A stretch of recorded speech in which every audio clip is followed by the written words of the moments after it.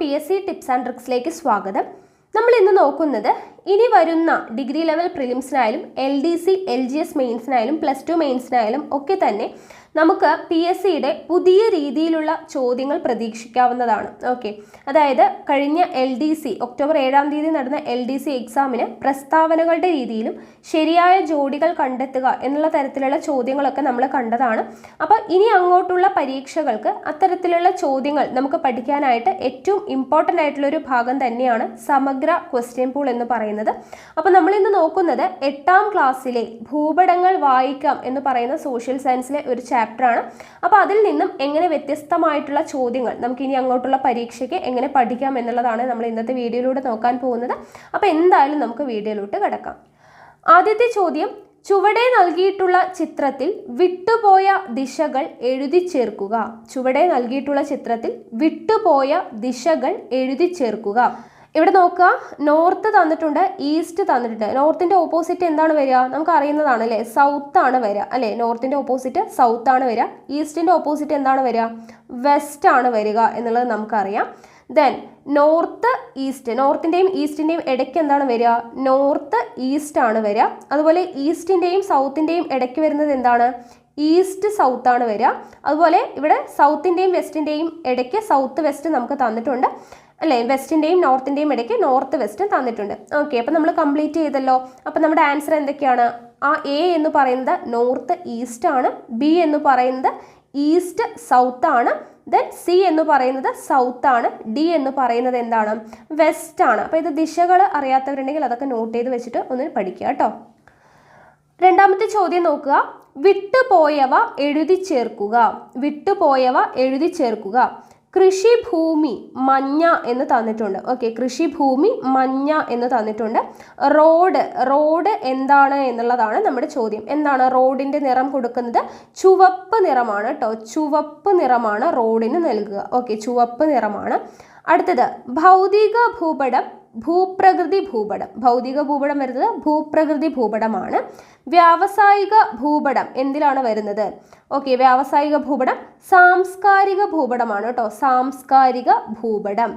Okay, അടുത്തത്, ധരാതലീയ ഭൂപടം വലിയ തോത് ഭൂപടം. ധരാതലീയ ഭൂപടം വലിയ തോത് ഭൂപടം എന്ന് തന്നിട്ടുണ്ട്. അറ്റ്ലസ് ഭൂപടം എന്താണ്? ചെറിയ തോത് ഭൂപടമാണ് കേട്ടോ. അറ്റ്ലസ് ഭൂപടം ചെറിയ തോത് ഭൂപടമാണ്. ഓക്കെ, അപ്പോൾ കൃഷിഭൂമിയുടെ നിറം മഞ്ഞയാണ് തരുന്നത്. റോഡിൻ്റെ നിറം എന്താണ്? ചുവപ്പാണ്. ഭൗതിക ഭൂപടം ഭൂപ്രകൃതി ഭൂപടമാണ്. സാംസ്കാരിക ഭൂപടമാണ് വ്യാവസായിക ഭൂപടം. ദെൻ ധരാതലീയ ഭൂപടം വലിയ തോത് ഭൂപടമാണ്. അറ്റ്ലസ് ഭൂപടം എന്താണ്? ചെറിയ തോത് ഭൂപടം. അടുത്ത ചോദ്യം നോക്കുക, ശരിയായ ജോഡി കണ്ടെത്തി എഴുതുക. ഓക്കെ, എന്താണ് തന്നിട്ടുള്ളത്? ചെറിയ തോത് ഭൂപടം, ചെറിയ തോത് ഭൂപടം ചുമർ ഭൂപടം എന്ന് തന്നിട്ടുണ്ട്. വലിയ തോത് ഭൂപടം അറ്റ്ലസ് ഭൂപടം. ചെറിയ തോത് ഭൂപടം ധരാതലീയ ഭൂപടം. ചെറിയ തോത് ഭൂപടം കഡസ്ട്രൽ ഭൂപടം. ഓക്കെ, ഇതിൽ ഏതാണ് ശരിയായ ജോഡി എന്നുള്ളതാണ്. ഏതാണ് ശരിയായ ജോഡി? ചെറിയ തോത് ഭൂപടം ചുമർ ഭൂപടം എന്നുള്ളതാണ് ശരിയായിട്ടുള്ള ജോഡി കേട്ടോ. അപ്പോൾ നമുക്ക് ഇത് കഴിഞ്ഞ എക്സാമിന് ഈ രീതിയിലുള്ള ചോദ്യങ്ങളായിരുന്നു നമുക്ക് തന്നിട്ടുണ്ടായിരുന്നത്. അപ്പോൾ അത്രത്തോളം ഇമ്പോർട്ടൻസ് കൊടുത്തിട്ട് ഇത് പഠിക്കുക കേട്ടോ. അപ്പോൾ ഇതിൽ ശരിയായ ജോഡി ഏതാണ്? ചെറിയ തോത് ഭൂപടം ചുമർ ഭൂപടം എന്നുള്ളതാണ് ശരിയായ ജോഡി. അടുത്ത ചോദ്യം നോക്കുക, തോത് അടിസ്ഥാനമാക്കി പട്ടിക പൂർത്തിയാക്കുക. ഓക്കെ, തോത് അടിസ്ഥാനമാക്കി പട്ടിക പൂർത്തിയാക്കുക. അപ്പോൾ ഇവിടെ തോതും ഭൂപട ദൂരവും യഥാർത്ഥ ദൂരവും തന്നിട്ടുണ്ട്. ഓക്കെ, അപ്പോൾ അതിൽ വിട്ടുപോയ ഭാഗമാണ് നമുക്ക് പൂരിപ്പിക്കേണ്ടത്. അപ്പോൾ ആദ്യത്തേത് തോത് സെൻറ്റിമീറ്ററിന് 5 കിലോമീറ്റർ. സെൻറ്റിമീറ്ററിന് 5 കിലോമീറ്റർ.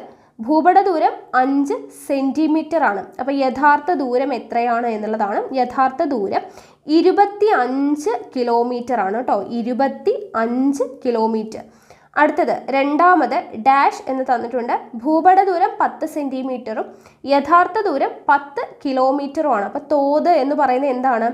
1 സെൻറ്റിമീറ്ററിന് 1 കിലോമീറ്റർ എന്നുള്ളതാണ്. ഓക്കെ, ഇവിടെ സെൻറ്റിമീറ്ററും ഇവിടെ കിലോമീറ്ററുമാണ്. അപ്പോൾ 1 സെൻറ്റിമീറ്ററിന് 1 കിലോമീറ്റർ എന്നുള്ളതാണ് എന്ത്? ഇവിടുത്തെ തോത് എന്ന് പറയുന്നത്. ഓക്കെ, അടുത്തത് നോക്കാം, സെന്റിമീറ്ററിന് 2 കിലോമീറ്റർ ആണെങ്കിൽ ഭൂപട ദൂരം എത്രയാണ് എന്നുള്ളതാണ്. എത്രയാണ്? സെന്റിന് 2 കിലോമീറ്റർ. അപ്പോൾ ഭൂപട ദൂരം 4 സെന്റിമീറ്റർ ആണ് വരിക. 4 സെന്റിമീറ്റർ. യഥാർത്ഥ ദൂരം എത്രയാണ്? 8 കിലോമീറ്റർ ആണ് വരുന്നത്. ഓക്കെ, അപ്പോൾ ആദ്യത്തെ എന്താണ് നമുക്ക് ഡാഷ് തന്നിട്ടുള്ളത്? ആദ്യത്തെ ഇത് വന്നത് 25 കിലോമീറ്റർ എന്നുള്ളതാണ് ആൻസർ. ആദ്യത്തേത് 25 കിലോമീറ്റർ. രണ്ടാമത്തതിൻ്റെ ആൻസർ എത്രയാണ്? 1 സെന്റിമീറ്ററിന് 1 കിലോമീറ്റർ ദൂരം എന്നുള്ളതാണ്. Okay, 1 സെന്റിമീറ്ററിന് 1 kilometre. അടുത്തത് മൂന്നാമത്തേത് വന്നത് എന്താണ്? 4 സെന്റിമീറ്റർ ആണ് ഭൂപട ദൂരം. അടുത്ത ചോദ്യം നോക്കാം, ഉള്ളടക്കത്തിന്റെ അടിസ്ഥാനത്തിൽ ഭൂപടങ്ങളെ തരം തിരിക്കുക. ഓരോന്നിനും 2 വീതം ഉദാഹരണങ്ങൾ എഴുതുക. ഇതാണ് ചോദ്യം. അപ്പോൾ നമുക്കറിയാം, ഉള്ളടക്കത്തിന്റെ അടിസ്ഥാനത്തിൽ ഭൂപടങ്ങളെ 2 ആയിട്ടാണ് തരംതിരിച്ചിരിക്കുന്നത്.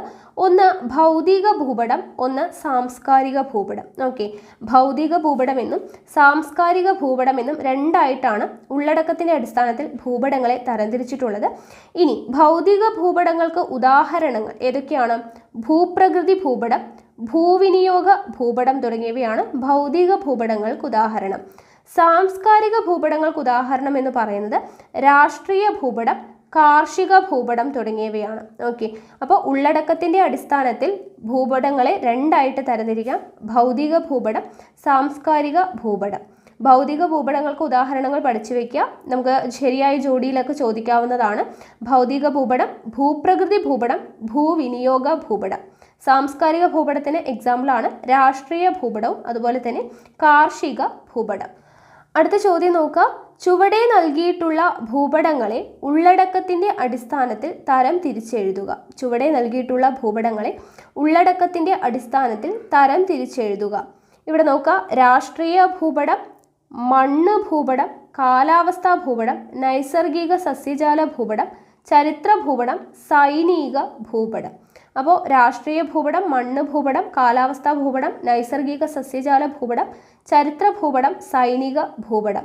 അപ്പോൾ നമ്മൾ പഠിച്ചു, ഉള്ളടക്കത്തിന്റെ അടിസ്ഥാനത്തിൽ ഭൗതിക ഭൂപടങ്ങളും ഉണ്ട്, സാംസ്കാരിക ഭൂപടങ്ങളും ഉണ്ട് അല്ലേ? അപ്പോൾ അതിൽ വരുന്നത് ഏതൊക്കെയാണ്? ഭൗതിക ഭൂപടങ്ങളിൽ വരുന്നത് നമ്മൾ പഠിച്ചതാണ് മണ്ണ് ഭൂപടം, കാലാവസ്ഥാ ഭൂപടം, നൈസർഗിക സസ്യജാല ഭൂപടം. ഇതെല്ലാം വരുന്ന എവിടെയാണ്? ഭൗതിക ഭൂപടങ്ങളിലാണ്. സാംസ്കാരിക ഭൂപടങ്ങളിൽ വരുന്നതാണ് രാഷ്ട്രീയ ഭൂപടം, ചരിത്ര ഭൂപടം, സൈനിക ഭൂപടം. രാഷ്ട്രീയം, ചരിത്രം, സൈനികം ഇതെല്ലാം വരുന്നത് സാംസ്കാരിക ഭൂപടങ്ങളിലും. മണ്ണ്, കാലാവസ്ഥ, നൈസർഗിക സസ്യജാല ഭൂപടം ഇവ വരുന്നത് എവിടെയാണ്? ഭൗതിക ഭൂപടങ്ങളിലാണ്. അടുത്ത ചോദ്യം നോക്കുക, ചുവടെ ചേർത്തിരിക്കുന്ന ഭൗമ വിവരങ്ങൾ ഭൂപടങ്ങളിൽ ചിത്രീകരിക്കുന്നതിന് ഉപയോഗിക്കുന്ന നിറങ്ങൾ ഏതെല്ലാം? ചുവടെ ചേർത്തിരിക്കുന്ന ഭൗമ വിവരങ്ങൾ ഭൂപടങ്ങളിൽ ചിത്രീകരിക്കുന്നതിന് ഉപയോഗിക്കുന്ന നിറങ്ങൾ ഏതെല്ലാം എന്നുള്ളതാണ്. ആദ്യത്തേത് പാർപ്പിടങ്ങൾ രേഖപ്പെടുത്താനായിട്ട് ഉപയോഗിക്കുന്നത് ചുവപ്പ് നിറമാണ് കേട്ടോ. ചുവപ്പ് നിറം. പാർപ്പിടങ്ങൾ രേഖപ്പെടുത്താൻ ഉപയോഗിക്കുന്ന നിറം ചുവപ്പ് നിറമാണ്. അടുത്തത് തീവണ്ടിപ്പാത അടയാളപ്പെടുത്താനായിട്ട് ഉപയോഗിക്കുന്നത് കറുപ്പ് നിറമാണ്. ഓക്കെ, തീവണ്ടിപ്പാത കറുപ്പ് നിറം. കൃഷിയിടങ്ങൾ മഞ്ഞ നിറത്തിലാണ് അടയാളപ്പെടുത്തുന്നത്. ഓക്കെ, കൃഷിയിടങ്ങൾ മഞ്ഞ നിറം. ജലാശയങ്ങൾ എല്ലാവർക്കും അറിയാം നീല നിറമാണ്. ഓക്കെ, ജലാശയങ്ങൾ നീല നിറം. ദെൻ പാറക്കൂട്ടങ്ങൾ തവിട്ട് നിറമാണ്. കുഴൽക്കിണർ നീല നിറമാണ്. ഓക്കെ, അപ്പോൾ എന്തൊക്കെയാണ്? പാർപ്പിടങ്ങൾ രേഖപ്പെടുത്തുന്നത് ചുവപ്പ് നിറത്തിലാണ്. തീവണ്ടിപ്പാത അടയാളപ്പെടുത്തുന്നത് ബ്ലാക്ക് കറുപ്പ് നിറത്തിലാണ്. കൃഷിയിടങ്ങൾ യെല്ലോ കളറിലാണ്, മഞ്ഞ നിറത്തിലാണ്. ജലാശയങ്ങൾ ബ്ലൂ കളറിലാണ്. ദെൻ പാറക്കൂട്ടങ്ങൾ ഏതാണ്? തവിട്ട് നിറത്തിലാണ്, ബ്രൗൺ നിറത്തിലാണ്. കുഴൽക്കിണർ ബ്ലൂ കളർ, ഓക്കെ, നീല നിറത്തിലാണ് ഉണ്ടാവുന്നത്. ഓക്കെ ആണല്ലോ. അപ്പം നിറങ്ങൾ എന്തായാലും ഇമ്പോർട്ടൻ്റ് ആണ്, പഠിച്ചു വെക്കുക. അടുത്ത ചോദ്യം നോക്കുക, അറ്റ്ലസ് ഭൂപടങ്ങളെ ചെറിയ തോത് ഭൂപടങ്ങളെന്നും ധരാതലീയ ഭൂപടങ്ങളെ വലിയ തോത് ഭൂപടങ്ങളെന്നും വിളിക്കുന്നതിൻ്റെ അടിസ്ഥാനം എന്ത്? ഓരോ ഉദാഹരണങ്ങൾ കൂടി കണ്ടെത്തുക. അപ്പം എന്തുകൊണ്ടാണ് അറ്റ്ലസ് ഭൂപടങ്ങളെ ചെറിയ തോത് ഭൂപടങ്ങളെന്നും ധരാതലീയ ഭൂപടങ്ങളെ വലിയ തോത് ഭൂപടങ്ങളെന്നും വിളിക്കുന്നത്? അതുപോലെ തന്നെ അതിന് ഉദാഹരണങ്ങൾ കൂടി എഴുതണം. അപ്പോൾ എന്താണ് എന്നുള്ളത് നോക്കാം. വലിയ ഭൂപ്രദേശങ്ങളിലെ പ്രധാന വിവരങ്ങൾ മാത്രം ഉൾപ്പെടുത്തി തയ്യാറാക്കുന്ന ഭൂപടങ്ങളാണ് ചെറിയ തോത് ഭൂപടങ്ങൾ. ഓക്കെ, വലിയ ഭൂപ്രദേശങ്ങളിലെ പ്രധാന വിവരങ്ങൾ മാത്രം ഉൾപ്പെടുത്തി തയ്യാറാക്കുന്ന ഭൂപടങ്ങളാണ് ചെറിയ തോത് ഭൂപടങ്ങൾ. ഉദാഹരണം നമ്മൾ പഠിച്ചു, ചുമർ ഭൂപടം, അറ്റ്ലസ് ഭൂപടം എല്ലാം എന്താണ്? ചെറിയ തോത് ഭൂപടങ്ങളാണ്. ഇനി ചെറിയ ഭൂപ്രദേശങ്ങളുടെ വിശദമായ വിവരങ്ങൾ ഉൾപ്പെടുത്തി തയ്യാറാക്കുന്ന ഭൂപടങ്ങളാണ് വലിയ തോത് ഭൂപടങ്ങൾ. അതിന് ഉദാഹരണങ്ങളാണ് കഡസ്ട്രൽ ഭൂപടങ്ങൾ. അപ്പോൾ വളരെ ഈസിയാണ് പഠിക്കാനായിട്ട്. ചെറിയ തോത് ഭൂപടങ്ങൾ എന്ന് വെച്ചാൽ എന്താണ്? വലിയ ഭൂപ്രദേശങ്ങളിലെ പ്രധാന വിവരങ്ങൾ മാത്രം ഉൾപ്പെടുത്തി തയ്യാറാക്കുന്ന ഭൂപടങ്ങളാണ് ചെറിയ തോത് ഭൂപടങ്ങൾ. വലിയ തോത് ഭൂപടങ്ങൾ എന്ന് വെച്ചാൽ എന്താണ്? ചെറിയ ഭൂപ്രദേശങ്ങളുടെ വിശദമായ വിവരങ്ങൾ ഉൾപ്പെടുത്തി തയ്യാറാക്കുന്ന ഭൂപടങ്ങളാണ് വലിയ തോത് ഭൂപടങ്ങൾ. എക്സാമ്പിൾ ഓർത്തിരിക്കുക. ചെറിയ തോത് ഭൂപടങ്ങൾക്ക് എക്സാമ്പിളാണ് ചുമർ ഭൂപടം, അറ്റ്ലസ് ഭൂപടം. വലിയ തോത് ഭൂപടങ്ങൾക്ക് ഉദാഹരണമാണ് കഡസ്ട്രൽ ഭൂപടങ്ങൾ. അടുത്തത് നോക്കാം. ചുവടെ നൽകിയിട്ടുള്ള ഭൂപടങ്ങളെ ഉള്ളടക്കത്തിന്റെ അടിസ്ഥാനത്തിൽ പട്ടികപ്പെടുത്തുക. നൈസർഗിക സസ്യജാല ഭൂപടം, ഭൂപ്രകൃതി ഭൂപടം, കാലാവസ്ഥാ ഭൂപടം, സൈനിക ഭൂപടം, ഭൗതിക ഭൂപടം, സാംസ്കാരിക ഭൂപടം. അപ്പോൾ ഇവിടെ നമുക്കറിയാം ഉള്ളടക്കത്തിന്റെ അടിസ്ഥാനത്തിൽ ഭൗതിക ഭൂപടം എന്നും സാംസ്കാരിക ഭൂപടം എന്നും രണ്ടായിട്ട് തരംതിരിക്കാം. അപ്പോൾ അതിൽ ഭൗതിക ഭൂപടത്തിൽ വരുന്നത് ഏതൊക്കെയാണ്? കാലാവസ്ഥാ ഭൂപടം, ഭൂപ്രകൃതി ഭൂപടം, നൈസർഗിക സസ്യജാല ഭൂപടം. അല്ലെ, നമ്മൾ പഠിച്ചതാണ്. കാലാവസ്ഥ, ഭൂപ്രകൃതി, നൈസർഗിക സസ്യജാലം വരുന്നത് ഭൗതിക ഭൂപടത്തിലും, സാംസ്കാരിക ഭൂപടത്തിലാണ് ഭൂവിനിയോഗം, ചരിത്രം, സൈനിക ഭൂപടം എല്ലാം വരുന്നത്. ആണല്ലോ, ഇമ്പോർട്ടൻ്റ് ആണ്, ഓർത്തിരിക്കുക. ഭൗതിക ഭൂപടത്തിൽ വരുന്നത് കാലാവസ്ഥ, ഭൂപ്രകൃതി, നൈസർഗിക സസ്യജാലം. സാംസ്കാരിക ഭൂപടത്തിൽ വരുന്നതാണ് ഭൂവിനിയോഗം, ചരിത്രം, സൈനിക ഭൂപടം. അടുത്തത് ഭൗതിക ഭൂപടങ്ങളും സാംസ്കാരിക ഭൂപടങ്ങളും തമ്മിലുള്ള വ്യത്യാസങ്ങൾ എന്തൊക്കെ? ഓരോന്നിനും ഉദാഹരണങ്ങൾ എഴുതുക. അപ്പോൾ എന്താണ്? ഭൂപ്രകൃതി, കാലാവസ്ഥ തുടങ്ങിയ പ്രകൃതിദത്തമായ സവിശേഷതകൾ ചിത്രീകരിക്കുന്ന ഭൂപടങ്ങളെയാണ് ഭൗതിക ഭൂപടങ്ങൾ എന്ന് പറയുന്നത്.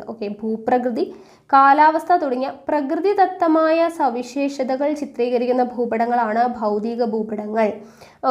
കൃഷി, വ്യവസായം, അതിർത്തികൾ,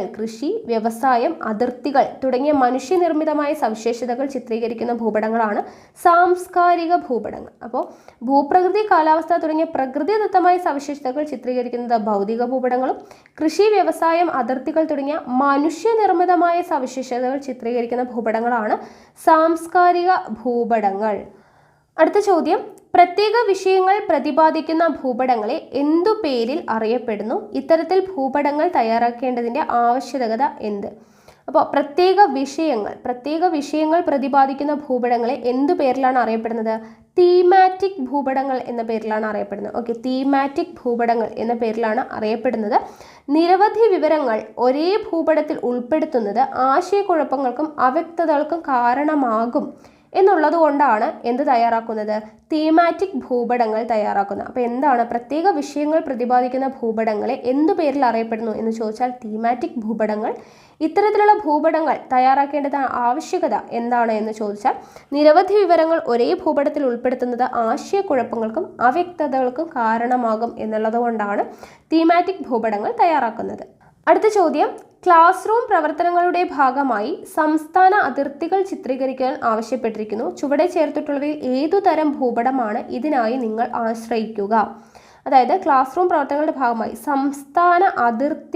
സംസ്ഥാന അതിർത്തികൾ ചിത്രീകരിക്കുവാനായിട്ട് നമ്മൾ ഏത് ഭൂപടമാണ് ഉപയോഗിക്കേണ്ടത് എന്നുള്ളതാണ് നമ്മുടെ ചോദ്യം. ഏതാണ്? രാഷ്ട്രീയ ഭൂപടമാണ് കേട്ടോ. രാഷ്ട്രീയ ഭൂപടം നമ്മൾ ഉപയോഗിക്കേണ്ട ഏതാണ്? രാഷ്ട്രീയ ഭൂപടമാണ്. സംസ്ഥാന അതിർത്തികൾ എന്ന് പറയുന്നത് എന്താണ്? മനുഷ്യൻ നിർമ്മിക്കുന്നതാണ് അല്ലേ? അപ്പോൾ മനുഷ്യനിർമ്മിതമാണ്. അപ്പോൾ അതെന്താണ്? സാംസ്കാരിക ഭൂപടത്തിൽ വരുന്നതാണ്. അപ്പോൾ അതിനു വേണ്ടിയിട്ട് രാഷ്ട്രീയ ഭൂപടമാണ് നമ്മൾ ഉപയോഗിക്കേണ്ടത്. അടുത്ത ചോദ്യം, ഭൂപടങ്ങളിൽ തോതുകൾ രേഖപ്പെടുത്തുന്നത് 3 രീതിയിലാണ്. അവ ഏതെല്ലാം? ഏതാണ്? ഭൂപടങ്ങളിൽ തോതുകൾ രേഖപ്പെടുത്തുന്നത് 3 രീതിയിലാണ് തോതുകൾ രേഖപ്പെടുത്തുന്നത്. ഏതൊക്കെയാണ്? പ്രസ്താവന രീതി, ഭിന്നക രീതി, രേഖാരീതി. അപ്പോൾ ഓർത്തിരിക്കുക, ഭൂപടങ്ങളിൽ തോതുകൾ രേഖപ്പെടുത്തുന്നത് 3 രീതിയിലാണ്. 1 പ്രസ്താവന രീതി, 2 ഭിന്നക രീതി, 3 രേഖാരീതി. അടുത്തത് നോക്കുക, ഫ്ലോ ചാർട്ട് പൂർത്തീകരിക്കുക. ഫ്ലോ ചാർട്ട് പൂർത്തിയാക്കാനാണ് ചോദ്യം വന്നിട്ടുള്ളത്. ഭൂപടങ്ങളെ 2ആയിട്ട് തരംതിരിക്കാം. ഇവിടെ വലിയ തോത് ഭൂപടങ്ങളാണെങ്കിൽ ഇപ്പുറത്ത് എന്തായിരിക്കും? ഇവിടെ എ എന്ന് പറയുന്നത് ചെറിയ തോത് ഭൂപടങ്ങളായിരിക്കും അല്ലെ? വലിയ തോത് ഭൂപടവും ചെറിയ തോത് ഭൂപടവും. അതിൽ വലിയ തോത് ഭൂപടത്തിന് ഒരു എക്സാമ്പിൾ ഏതാണ്? ബി എന്ന് പറയുമ്പോൾ കഡസ്ട്രൽ ഭൂപടം, അതുപോലെ തന്നെ ടോപ്പോഗ്രഫിക്കൽ ഭൂപടം എല്ലാം ഏതിൽ വരും? വലിയ തോത് ഭൂപടങ്ങളിൽ വരും. ഇനി ചെറിയ തോത് ഭൂപടമാണ് ഇവിടെ എന്ന് പറഞ്ഞു അല്ലെ? ചെറിയ തോത് ഭൂപടത്തിന് എക്സാമ്പിൾ ആണ് ചുമർ ഭൂപടം. ഓക്കെ, അപ്പോൾ ഭൂപടങ്ങളെ രണ്ടായിട്ട് തരംതിരിക്കാം, ചെറിയ തോതും വലിയ തോത് ഭൂപടങ്ങളും. ചെറിയ തോത് ഭൂപടങ്ങൾക്ക് എക്സാമ്പിളാണ് ചുമർ ഭൂപടം. വലിയ തോത് ഭൂപടങ്ങൾക്ക് എക്സാമ്പിൾ എന്താണ്? കഡസ്ട്രൽ ഭൂപടം, അതുപോലെ തന്നെ ടോപ്പോഗ്രഫിക്കൽ ഭൂപടം എന്നിവയാണ്. അടുത്തത് നോക്കുക, ചിഹ്നങ്ങളെ തിരിച്ചറിയുക എന്നുള്ളതാണ് കേട്ടോ ചോദ്യം. അപ്പോൾ ഇവിടെ ആദ്യത്തേത് PO പോസ്റ്റ് ഓഫീസ് ആണെന്ന് കൊടുത്തിട്ടുണ്ട്. PO post office. ബാക്കിയുള്ളത് എന്താണ് എന്നുള്ളതാണ് ചോദ്യം. അപ്പോൾ ഇവിടെ നോക്കുക, PS എന്ന് പറഞ്ഞാൽ എന്താണ്? നമുക്കറിയാം, പോലീസ് സ്റ്റേഷൻ ആണ് അല്ലേ? പോലീസ് സ്റ്റേഷൻ ആണ് PS എന്ന് പറയുന്നത്, പോലീസ് സ്റ്റേഷൻ. അടുത്തത് ചുവന്ന നിറം. ചുവന്ന നിറം എന്തിനെയാണ് സൂചിപ്പിക്കുന്നത്? നമ്മളിപ്പോൾ പഠിച്ചതേ ഉള്ളൂ, പാർപ്പിടങ്ങൾ അല്ലേ? പാർപ്പിടങ്ങളെ സൂചിപ്പിക്കാനായിട്ടാണ് ചുവന്ന നിറം യൂസ് ചെയ്യുന്നത്. അടുത്തത് കറുപ്പ് നിറം. കറുപ്പ് നിറം യൂസ് ചെയ്യുന്നത് എന്തിനാണ്? റെയിൽവേ സ്റ്റേഷനെയാണ് അല്ലേ? റെയിൽവേ സ്റ്റേഷനെ സൂചിപ്പിക്കാൻ വേണ്ടിയിട്ടാണ് നമ്മൾ എന്ത് യൂസ് ചെയ്യുന്നത്? കറുപ്പ് നിറം യൂസ് ചെയ്യുന്നത്. അപ്പോൾ PO എന്ന് പറഞ്ഞാൽ പോസ്റ്റ് ഓഫീസ്, PS എന്ന് പറഞ്ഞാൽ പോലീസ് സ്റ്റേഷൻ, റെഡ് കളറിലുള്ളത് എന്താണ്? പാർപ്പിടങ്ങൾ, ബ്ലാക്ക് കളറിൽ കാണുന്നത് റെയിൽവേ സ്റ്റേഷനാണ്. ഓക്കെ, അപ്പോൾ ഇത്രയും ചോദ്യങ്ങളാണ് നമുക്ക് ഈ ചാപ്റ്ററിൽ നിന്നും എന്ത് വരുന്നത്? ക്വസ്റ്റ്യൻ പൂളിൽ വരുന്നത്. ഓക്കെ, അപ്പോൾ ഈ ഭാഗത്ത് നിന്നും പുതിയ രീതിയിൽ ഇത്രയും ചോദ്യങ്ങളൊക്കെ നമുക്ക് പ്രതീക്ഷിക്കാം. അപ്പോൾ ഈ രീതിയിൽ നമ്മൾ ഓരോ SCERT ചാപ്റ്ററിൻ്റെയും ക്വസ്റ്റ്യൻ പൂളിലെ ചോദ്യങ്ങൾ ഡിസ്കസ് ചെയ്യുന്നതായിരിക്കും. അപ്പോൾ അത് അത്രത്തോളം ഇമ്പോർട്ടൻസ് കൊടുത്ത് പഠിക്കുക. ഇനി വരുന്ന എക്സാമിന് ഈ ഭാഗത്ത് നിന്നും എന്തായാലും ചോദ്യങ്ങൾ ഉറപ്പിക്കാം. ഓക്കെ ആണല്ലോ? അപ്പോൾ അത്രത്തോളം ഇമ്പോർട്ടൻസ് കൊടുത്ത് എല്ലാവരും പഠിക്കുക. അപ്പോൾ അടുത്തൊരു ദിവസം മറ്റൊരു വീഡിയോ ആയിട്ട് കാണാം. താങ്ക്